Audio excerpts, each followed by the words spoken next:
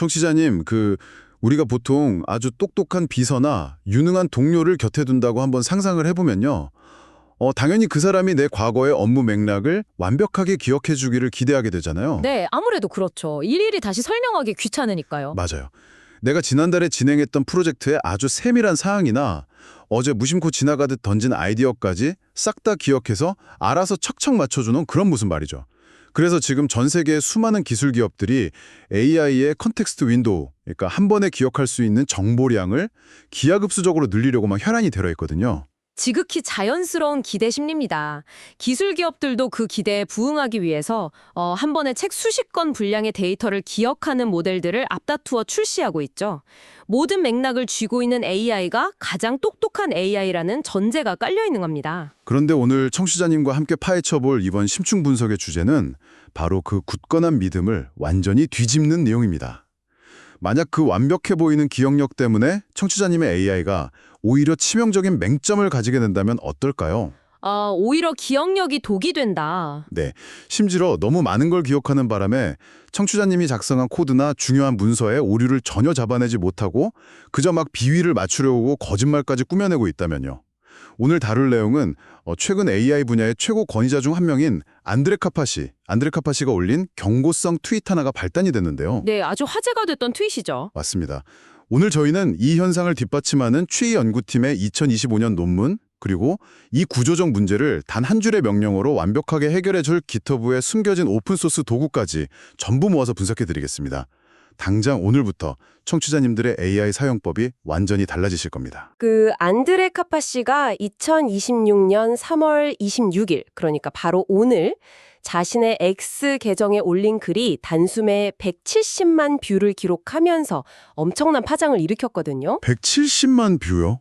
와, 하루 만에요? 네.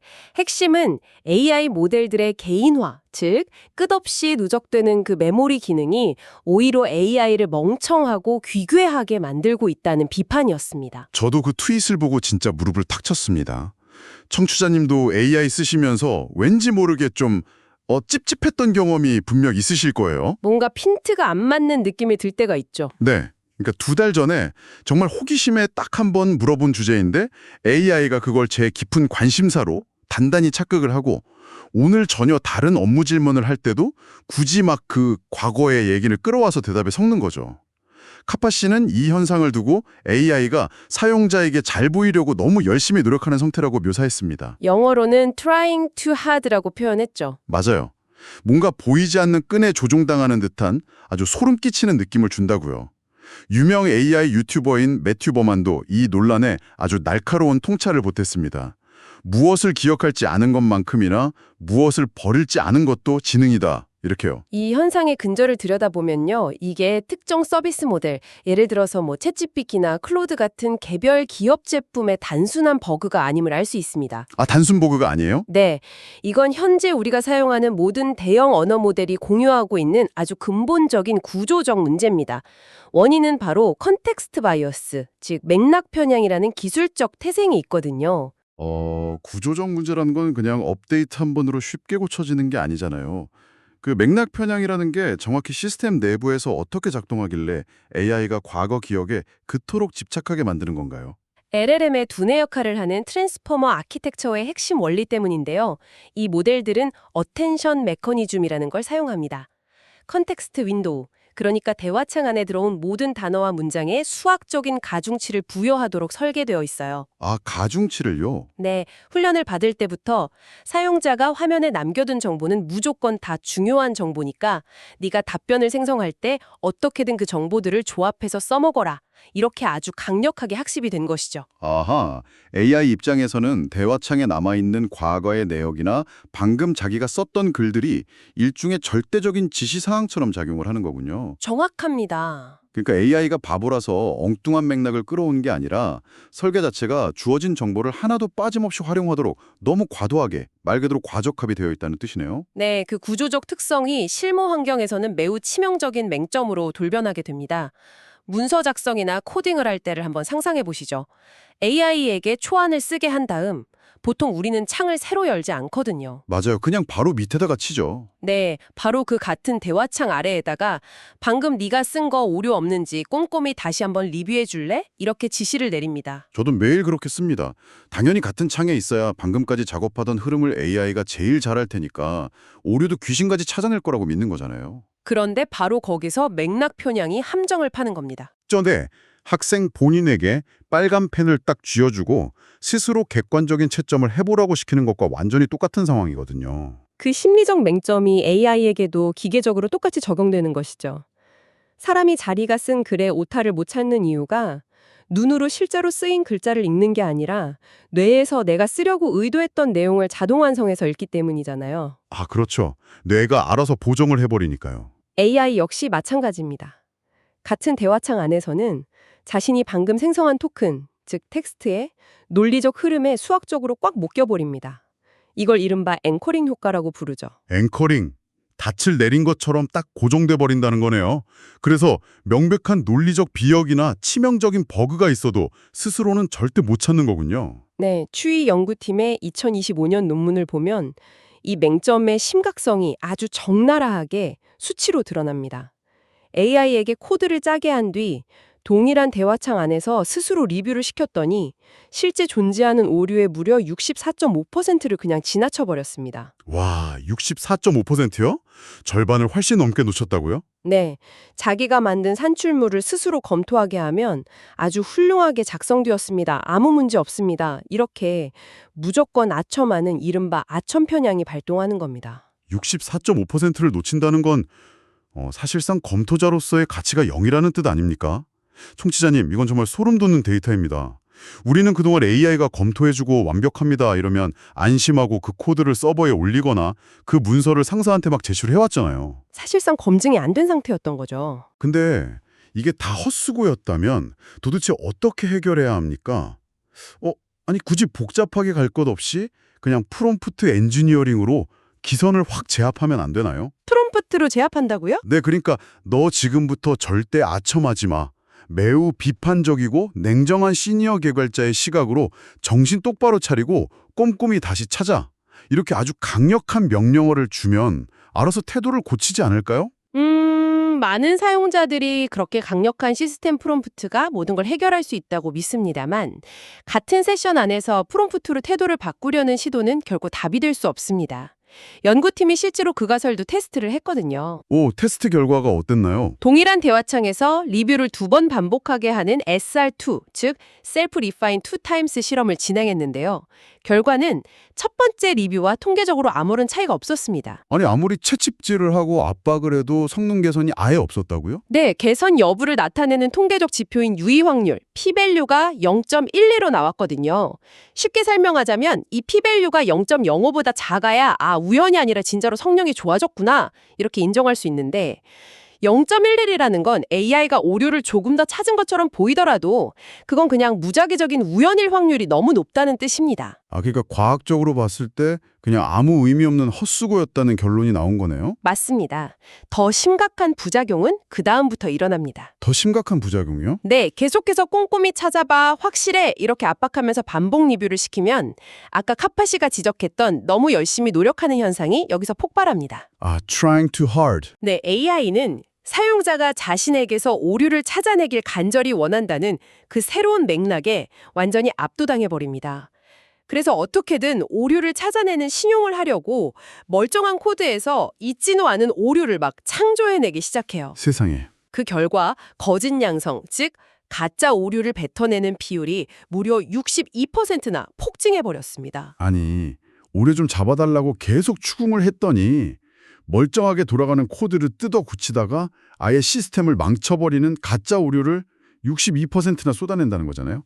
와, 이건 청취자님들도 실무에서 진짜 뼈저리게 느끼셨을 겁니다. 의욕이 과해서 다 망치는 셈이죠. 그렇다면 이 강력한 맥락 편향, 그 자기가 쓴 글에 취해버리는 앵커링 효과랑 사용자한테 잘 보이려는 아첨 편향을 동시에 깨부술 대안은 대체 뭔가요? 구조적인 족쇄는 구조적인 절단으로만 해결할 수 있습니다. 구조적인 절단이요? 네, 유일하고도 확실한 방법은 바로 세션 격리입니다. 이 격리 원리를 체계화한 것이 오늘 살펴볼 크로스 컨텍스트 리뷰, 줄여서 CCR이라는 방법론이죠. 세션을 격리한다. 그러니까 대화창 자체를 완전히 물리적으로 분리하라는 말씀이군요. 그렇습니다. 세션 A라는 창에서 AI에게 문서를 쓰거나 코딩을 하도록 지시를 합니다. 그리고 결과물이 나오면 그 최종 결과물 텍스트 딱 하나만 복사해서 빼내고 그동안 어떤 대화를 나눴는지, 어떤 고민을 했는지 담겨있는 기존 대화 내역은 전부 쓰레기통에 버려버리는 겁니다. 미련 없이 싹 지워버리는 거네요. 맞습니다. 그리고 오직 그 결과물만 들고 이전의 맥락이 단 1바이트도 남아있지 않은 완전히 새롭고 깨끗한 세션 B 창을 엽니다. 거기에 결과물을 던져주며 이걸 객관적으로 리뷰해줘. 이렇게 지시하는 거죠. 아하. 이렇게 하면 세션 B의 AI는 이 결과물을 자기가 작성했다는 사실을 인지할 수 있는 단서 자체가 없기 때문에 아첨 편향이 원천적으로 차단되는 겁니다. 그러니까 제가 쓴 글을 제가 채점하는 게 아니라 지구 반대편에 있는 전혀 모르는 냉정한 심사위원한테 평가를 맡기는 셈이 되는 거네요. 이렇게 완전히 백지 상태에서 시작했을 때 효과가 어느 정도로 좋아졌나요? 360회의 리뷰, 30개의 복잡한 결과물, 그리고 연구진이 아주 교묘하게 숨겨놓은 150개의 인위적 오류를 바탕으로 대규모 테스트를 진행했는데요. 같은 창에서 리뷰했을 때와 비교해보니까 전체적인 오류 탐지 성능을 나타내는 F1 스코어가 24.6%에서 28.6%로 확실하게 뛰어올랐습니다. 오, 성능이 올랐군요. 하지만 전체 점수 상승보다 훨씬 더 중요한 데이터가 따로 있습니다. 바로 시스템을 완전히 다운시키거나 프로젝트를 망칠 수 있는 치명적인 오류를 잡아내는 비율입니다. 제일 중요한 핵심 버그들이죠. 네, 이 비율이 같은 세션에서는 29%에 불과했는데 CCR 방식으로 창을 분리하자 무려 40%로 급증했습니다. 치명적인 오류 탐지율이 40%로 뛰었다면 와, 이건 실제 서비스가 멈추는 대형 사고를 막을 수 있냐 없냐를 가리는 엄청난 수치 아닙니까? 자, 청취자님, 여기서부터가 진짜 현실적인 이야기입니다. 원리가 훌륭하고 세션 분리가 필수라는 건 이제 머리로는 알겠어요. 네, 하지만 솔직히 이거 너무 귀찮지 않습니까? 그렇죠. 번거롭죠. 한참 코딩하고 글 쓰면서 집중하고 있는데 매번 브라우저 새 창 띄우고 복사해서 붙여넣고 리뷰 프롬프트 다시 막 길게 입력하고 이걸 하루에 수십 번씩 반복하다 보면요. 결국 지쳐가지고 예전처럼 그냥 같은 창에서 야, 다시 확인해봐 이렇게 되거든요. 인간의 한계이자 아주 자연스러운 귀찮음이죠. 그래서 연구팀이 이 귀찮음을 완벽하게 제거해줄 자동화 도구를 GitHub 오픈소스로 공개를 했습니다. 아, 맞아요. 제가 이 도구를 직접 살펴봤는데요. 설치랑 사용법이 과장 하나 없이 경이로울 정도로 단순합니다. 아주 직관적이죠. 개발자나 터미널 환경에 익숙하신 청취자님이라면 지금 당장 터미널 창 여시고요. 명령어 딱 한 줄만 치시면 됩니다. 파이프 인스톨 CCAR-리뷰. 이게 전부입니다. 복잡한 환경 설정이나 긴 코드 작성 일도 없이요. 이 한 줄만 딱 설치하면 오늘부터 여러분이 짠 코드를 완전히 고립되고 분리된 환경에서 냉정하게 검증받을 수 있습니다. 터미널에서 명령어 한 줄을 치고 나면 대략 30초 정도가 소요되는데요. 그 30초 동안 뒷단에서 벌어지는 보이지 않는 시스템의 움직임은 매우 정교합니다. 명령어가 실행되는 즉시 서로의 존재를 전혀 모르는 3명의 독립적인 AI 리뷰어가 뒷단에서 딱 생성이 됩니다. 아, 3명의 동시에요? 네, 각각 별도의 API를 호출해서 철저하게 독방에 가두는 원리죠. 3명의 전문가가 각자의 독방에 딱 들어가서 제 코드를 심사한다는 거네요. 그런데 이 3명이 그냥 코드 좋네요 이러고 끝내는 게 아니라 아주 특별한 기준을 가지고 검토한다면서요? 네, 이 독립 리뷰어들은 5가지 축, 즉 5액시스 프레임워크라는 매우 체계적인 기준으로 코드를 해부합니다. 5액시스요? 네, 이해하기 쉽게 가상의 데이터베이스 연결 파이썬 코드를 짰다고 한번 가정을 해볼까요? 첫째, 팩트 축입니다. 사실 정확성이죠. 이 코드에 쓰인 외부 라이브러리 함수가 실제로 존재하는 함수인지 팩트 체크를 합니다. 진짜 있는 건지 환각인지 보는 거군요. 맞습니다. 둘째, 콘스 축입니다. 내부 일관성인데요. 위에서는 변수명을 db_input이라고 썼는데 저 아래에서는 데이터 인으로 다르게 부르지 않는지 이런 논리적 모순을 찾죠. 아, 세 번째는요? 셋째는 컨텍스트, 맥락 적합성입니다. 이 코드가 사용자 환경에서 충돌 없이 제대로 작동할지, 예를 들어 10GB짜리 거대한 파일을 읽어올 때 메모리가 터지지는 않을지, 현실성을 보는 거고요. 와, 깐깐하네요. 넷째는 리시버, 수신자 관점입니다. 이 코드를 나중에 인계받을 주니어 개발자가 주석만 보고도 바로 이해할 수 있는지 가독성을 평가하고요. 마지막 다섯째는 미스, 누락 정보입니다. 예외 처리나 에러가 났을 때 대비하는 방어 코드를 짜는 걸 혹시 깜빡하지 않았는지 살펴봅니다. 와, 팩트, 콘스, 컨텍스트, 리시버, 미스. 진짜 실무에서 시니어 개발자가 코드 리뷰할 때 보는 항목들을 그대로 딱 옮겨놨네요. 그런데 세 명이 각자 독방에서 심사하다 보면 의견이 갈릴 수도 있잖아요. 당연히 그럴 수 있죠. 한 명은 고치라고 막 날리고 두 명은 괜찮다고 하면 도리어 코더 입장에서는 헷갈리지 않을까요? 그래서 그 혼란을 막기 위해 모든 리뷰가 끝난 마지막 단계에 디렉터라는 통합 모델이 딱 등장합니다. 아, 디렉터요? 네, 이 디렉터의 역할은 아주 단호해요. 3명의 리뷰어 중 단 한 명만 지적한 사소한 불평이나 주관적인 취향 차이 같은 건 가차없이 무시해버립니다. 오, 쿨하네요. 오직 2명 이상의 리뷰어가 완전히 독립된 환경에서 동시에 똑같은 곳을 가리키며 문제가 있다고 지적한 경우 그때만 별표를 딱 쳐서 합의된 진짜 문제로 필터링을 해줍니다. 아, 3명이 서로 대화를 나눈 적도 전혀 없는데 2명 이상이 정확히 32번째 줄에 치명적인 보안 결함이 있다. 이렇게 공통으로 지적을 한다면 거긴 진짜 100% 문제가 있는 곳이 확실하다는 거군요. 바로 그겁니다. 이 교차 검증 덕분에 아까 말했던 그 가짜 오류가 완벽하게 걸러지겠네요. 그런데 청취자님, 이야기를 듣다 보면 현실적인 걱정이 딱 하나 드실 겁니다. 아니, API 호출을 3명분이나 따로 하고 마지막에 디렉터 모델까지 부르면 이거 API 토큰 비용이 엄청나게 깨지는 거 아니야? 이렇게요. 비용 걱정 당연히 하시죠. 저도 직접 비용을 계산해 봤거든요. 그런데 놀랍게도 전혀 부담이 되지 않습니다. GPT-4 미니나 제미나이 2.5 플래시 같은 경량화 모델을 사용하면요. 3명이 검토하고 통합하는 이 전체 리뷰 사이클을 돌리는데 약 0.01달러, 우리 돈으로 한 15원밖에 안 듭니다. 엄청 저렴하죠. 네, 심지어 성능이 아주 뛰어난 클로드 하이쿠 4.5를 써도 0.05달러 수준이에요. 그 비용 효율성을 딱 체감하기 위해서 하루에 10번씩 꼬박꼬박 코드를 짜고 한 달 내내 매일 이 시스템으로 리뷰를 돌린다고 가정을 한번 해보겠습니다. 하루 10번씩 한 달이면 총 300번의 다중 리뷰를 돌리는 셈인데요. 미니 모델로 세팅하면 한 달 내내 써도 단돈 3달러고요. 조금 더 비싼 하이코 모델로 돌려도 15달러 수준입니다. 한 달 내내 퇴근도 안 하는 나만의 깐깐한 시니어 수석 검토팀 3명을 막 굴리는데 한 달에 커피 한두 잔 값밖에 안 든다는 겁니다. 가성비가 엄청난 거죠. 이 정도면 당장 내일 출근해서 안 쓸 이유가 전혀 없죠. 자, 단일 코드 스니펫이나 짧은 문서 리뷰는 명령어 한 줄로 완벽하게 해결이 됩니다. 하지만 여기서 한 단계 더 깊숙이 들어가 보죠. 수십 페이지짜리 복잡한 연구 논문을 쓰거나 시스템 전체의 아키텍처를 설계하는 거대한 작업에서는 이 원리가 도대체 어떻게 적용될 수 있을까요?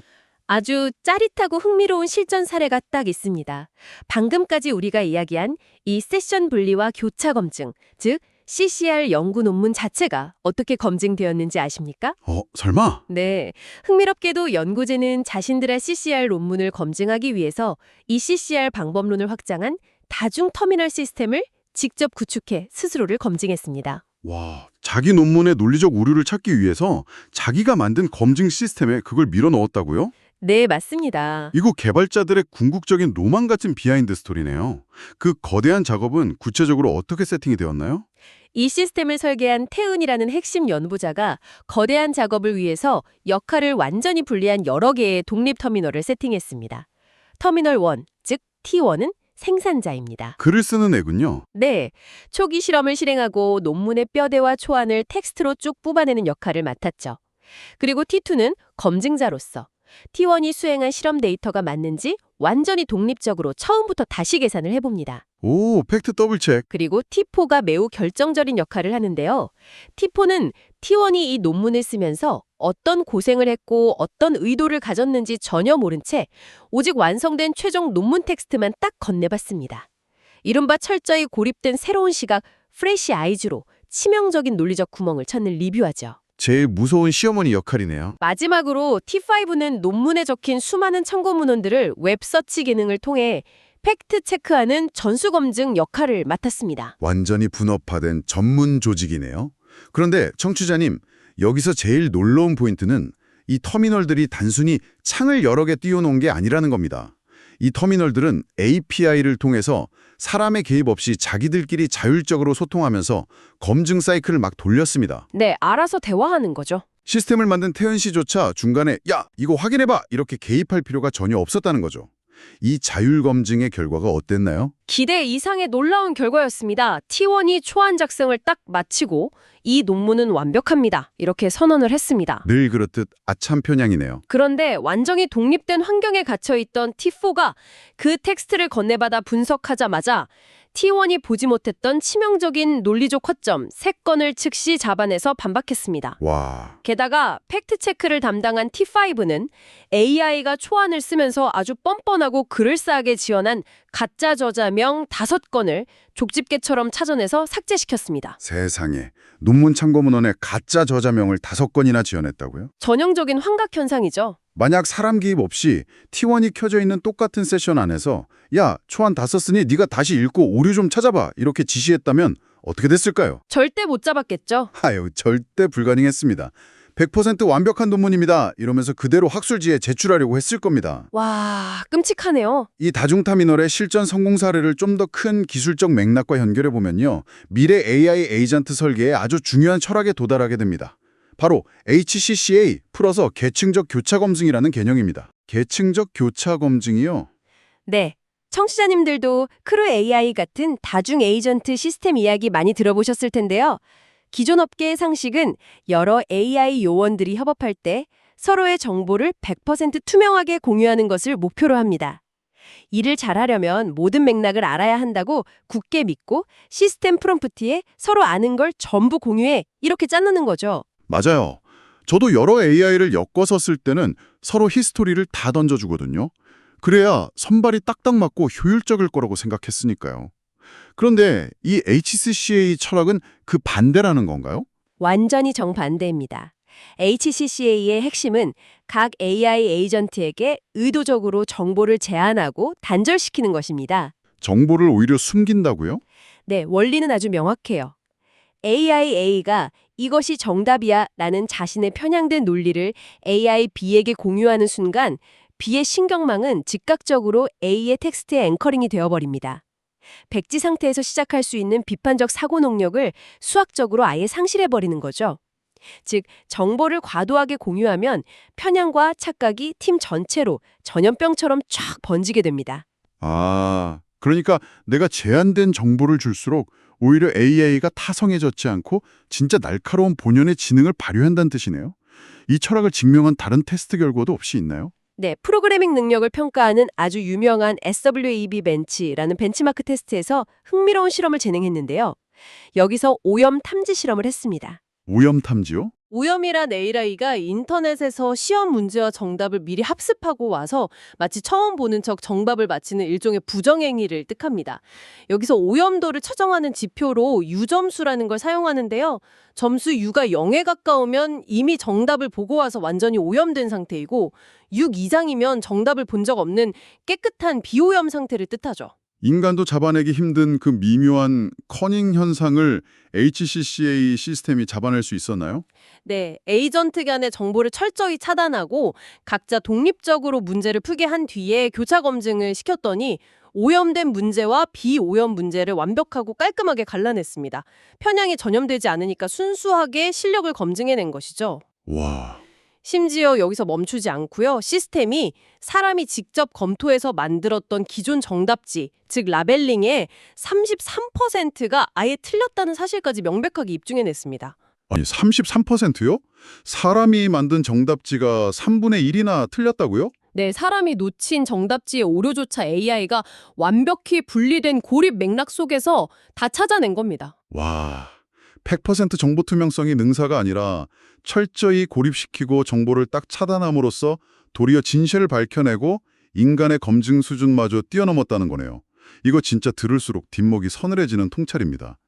자, 청취자님, 오늘 우리가 아주 깊게 파고든 이 내용들을 한번 머릿속에 싹 갈무리를 해보겠습니다. 네, 정리해보죠. 오늘 심층 분석의 핵심은 명확합니다. AI의 무한해 보이는 메모리와 모든 대화를 꿰뚫고 있는 듯한 컨텍스트 윈도우는 완벽한 양날의 검입니다. 우리를 편리하게 해주지만 동시에 자기 최면에 빠져 틀린 것을 절대 인정하지 못하게 만드는 아주 치명적인 구조적 맹점을 안고 있죠. 그 함정에 빠지지 않으려면 단 하나의 원칙만 기억하시면 됩니다. 생산하는 AI의 자아와 검토하는 AI의 자아가 머무는 공간, 즉 맥락을 반드시 물리적으로 분리해야 한다는 것입니다. 맞습니다. 청취자님, 당장 오늘 오후에 코딩을 하시거나 회사의 중요한 기획안을 작성하실 때 꼭 적용해 보시기 바랍니다. AI가 짜준 코드를 화면에 딱 띄워놓고 그 아래쪽 채팅창에다가 무심코 이거 진짜 맞아? 꼼꼼하게 다시 한번 확인해봐. 이렇게 절대 묻지 마세요. 그건 방금 자기가 에세이를 다 쓴 학생한테 직접 빨간 펜을 딱 쥐어주는 것과 다름없으니까요. 아무 소용이 없죠. 반드시 최종 결과물만 딱 복사해서 완전히 깨끗한 새로운 세션 창을 열어 냉정하게 질문하시기 바랍니다. 그마저도 귀찮으시다면 터미널을 열고 아까 말씀드린 명령어 딱 한 줄, 파이프 인스톨 ccr-review를 설치하셔서 활용해 보세요. 커피 한 잔 값으로 서로 상의하지 않는 냉철한 전문가 3명을 청취자님만의 수석 검토팀으로 두게 되실 겁니다. 네, 오늘 이 기술적인 심층 논의를 마치며 청취자님이 방송 후에도 스스로 계속 곱씹어 보실 만한 질문을 하나 던지고 싶습니다. 어떤 질문이죠? 우리는 지금 AI의 컨텍스트 윈도우를 한 번에 수십만, 나아가 수백만 토큰으로 늘리는데 전 세계의 자본과 기술을 쏟아붓고 있습니다. 마치 한 번에 세상 모든 것을 영원히 기억하는 전지전능한 지능을 만들려는 것처럼 말이죠. 하지만 오늘 우리가 살펴본 연구와 데이터가 맞다면 앞으로 진정한 AI 지능의 도약은 얼마나 많이 기억하느냐에 있지 않을지도 모릅니다. 오, 그럼 어디에 있죠? 오히려 편향의 전염을 막고 치명적인 실수를 피하기 위해 얼마나 전략적으로 정보를 망각하고 얼마나 철저하게 과거의 맥락을 차단하도록 설계하느냐에 달려있지 않을까요? 스스로의 업무 환경에 한번 질문해 보시기 바랍니다. 청취자님이 지금 설계하고 또 매일 의존하고 있는 AI 워크플로우 안에는 지금 건강한 망각의 공간이 존재합니까? 와, 더 많이 기억하기 위해 숨가쁘게 달리는 이 시대에 오히려 건강하게 잊어버리는 망각의 공간을 설계해야 진짜 똑똑한 시스템이 완성된다는 말씀. 정말 뒤통수를 한 대 3개 맞은 것 같은 묵직한 질문이네요. 청취자님도 오늘 퇴근길에 혹은 일과 중에 이 질문을 꼭 한번 곰곰이 고민해 보셨으면 좋겠습니다. 그리고 당장 오늘 CCR 리뷰를 다운받아 업무에 도입해 보시고 청취자님의 숨겨져 있던 치명적인 코드 오류가 어떻게 마법처럼 딱 잡혔는지 그 짜릿한 경험담도 무척 기대가 됩니다. 오늘 저희가 준비한 심층 분석은 여기까지입니다. 긴 시간 깊은 탐구에 함께해 주셔서 감사합니다.